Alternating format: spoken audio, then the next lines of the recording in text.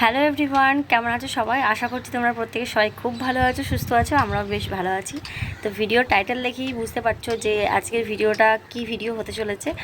তোমাদের অনেক humble request, একদম প্রত্যেকটা ভিডিওতে, আমার প্রত্যেকটা ব্লগে, প্রত্যেকটা শর্ট ভিডিওতে এই কমেন্ট আসলে, এই একটা কমেন্ট বেশিরভাগ আসে যে হেয়ার কাট ভিডিও দাও দিদিভাই, হেয়ার কাটিং ভিডিও দাও, অনেক দিন দাওনি, তোমার চ্যানেলটা গ্রো করবে, হেয়ার কাটিং ভিডিও দাও, সাবস্ক্রাইবারদের রিকোয়েস্টে ভিডিও বানালে অনেক গ্রো করবে, তোমার চ্যানেলটা ইমপ্রুভ করবে। দেখো, আমিও তো জানি যে সাবস্ক্রাইবারদের রিকোয়েস্টে যদি আমি ভিডিও বানাই অবশ্যই আমার চ্যানেলটা গ্রো করবে, কিন্তু প্রথম কথা, আমার এটা দেখো ব্লগিং চ্যানেল, বা আমি এখানে ব্লগ ভিডিও আপলোড করি বা যে কোনো শর্টস মিনি ব্লগ আপলোড করি। তো এরপর আমি যদি তোমাদের সবসময় হেয়ার কাট ভিডিও দিতে থাকি, তার মানে আমার চুলটার অবস্থাটা কী হবে তোমরা নিজেরাই বুঝতে পারছো। কারণ আমার তো ভিডিওর ক্যাটাগরি ওইটা নয় যে আমি সবসময় আমার চুলের ওপরেই একটা ডেলি লাইফস্টাইল ব্লগারকে যদি বলা হয় সবসময় হেয়ার স্টাইল ভিডিও দিতে, হেয়ার কাটিং ভিডিও দিতে, তাহলে সে কীরকম করে দেবে? তোমরা নিজেরাই একবার নিজেদেরকে প্রশ্ন করে দেখো। তো তবুও আমি অনেকবার দিয়েছি, যখন আমার চুল কাটার হয়েছে তখন আমি তোমাদের সাথে শেয়ার করেছি। আমি পার্লারে চুল কাটি না খুব একটা, বহু বছর হলো পার্লারে আমি চুল কাটিনি। এই গেল দুর্গাপুজোয় আমি চুল কেটেছিলাম, তো সেটা নর্মাল একদম, সামনেটা লেয়ার দিয়েছিলাম আর পেছনটা জাস্ট ট্রিম করেছিলাম, আর বেশি কিছু করিনি। তো সেটা আর শ্যুট করিনি, আমি একাই ছিলাম ওখানে, সেই জন্য। তো আজকে ভাবলাম যে আমার চুলটা একটু কাটিং করার আছে, কারণ আমার চুলটা অনেকটা বড় হয়েছে। আমি সেই পুজোর সময় করেছিলাম, দুর্গাপুজোর সময়। তারপর এখন 6 মাস তো হয়েই গেল, হেয়ার কাটিং করবো, হেয়ার কাট করবো, সেই জন্যই ভাবলাম চলো তোমাদের সাথে শেয়ার করে। বেশি কথা বলবো না, ভিডিওটা শুরু করা যাক।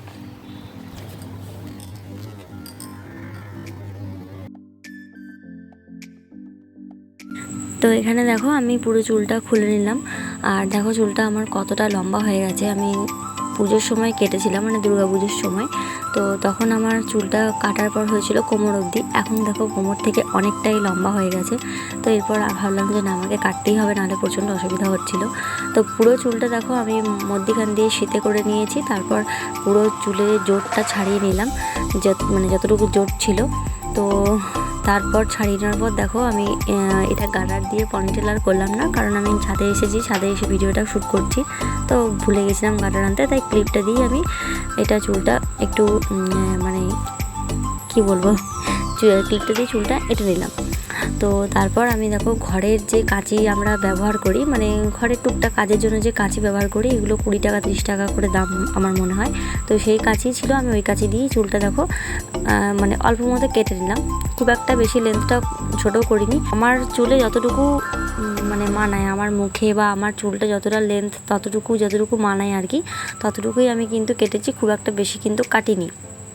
আর দেখো কাঁচিটা তো, এই কাঁচিগুলো অতটা তো ধার হয় না, চুল কাটার মতো ধার হয় না, তাই একটু আমার ছোটো বড়ো হয়ে গিয়েছিলো। তো সেটাকে একটু ভালো করে কেটে নিলাম, তারপর একটু জিগজ্যাগ মতো একটু করে কেটে নিয়েছি।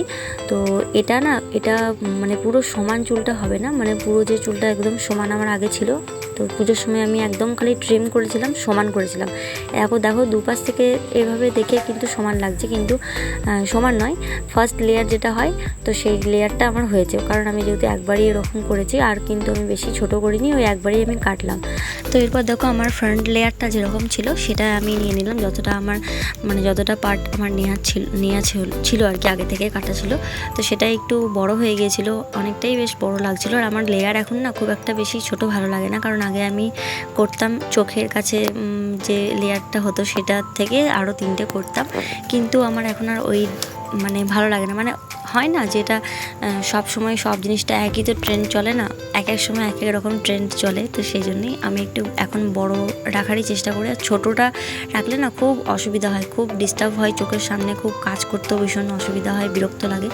তো দেখো আমি এটা 2বার টুইস্ট করে আমি একটুখানি জাস্ট একটু কেটে নিলাম, ব্যাস। এই দেখো এবার পুরো চুলটা মিশে গেলে তবে লেয়ারটা বুঝতে পারা যাবে। বললাম না আমি খুব একটা বেশি ছোট রাখিনি, কারণ পেছনের চুলটাও খুব একটা বেশি ছোট রাখিনি, আর সামনের লেয়ারটাও দেখো খুব একটা বেশি ছোট রাখিনি, কারণ যাতে আমার চুল বাঁধা যায়, কোথাও গেলে যাতে চুলটা পুরো ধরে বাঁধা যায়, সেরকম মতো আমি কিন্তু কেটেছি। দেখো এইখান থেকে দেখলে তোমরা বুঝতে পারবে যে কতটা লেন্থটা হয়েছে। দেখো ঠিক আগের লেন্থের মতো চলে এসছে, কোমর অবধি।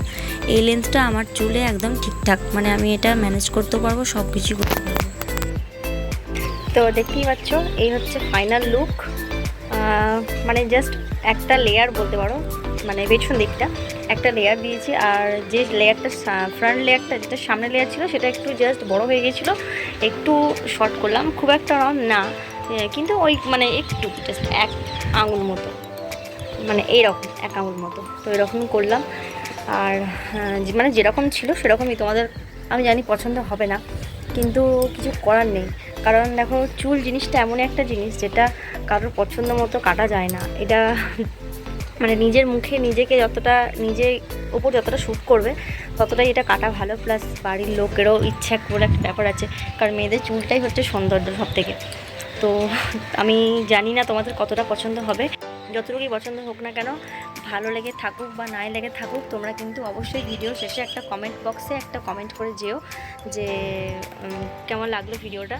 আর চুলটা অনেকটা শর্ট করিনি, মানে খুব একটা শর্টও না, খুব বড়ও না, আমার চুলটা তো ছিল অনেকটাই বড় ছিল, এখন দেখানো যাচ্ছে না, এখন এতটা পর্যন্ত হয়েছে, আর যেটা ছিল সেটা এতটা পর্যন্ত, অনেকটাই বড় আর কি।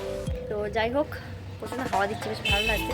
তো আজকের হেয়ার কাটিং ভিডিও তোমাদের কেমন লাগলো সেটা কিন্তু কমেন্ট করে জানাতে ভুলো না, আর পুরো ভিডিওটি দেখার পর অবশ্যই ভালো লাগলে একটা লাইক করে দিও, আর সাবস্ক্রাইব করতে ভুলো না। চলো টাটা।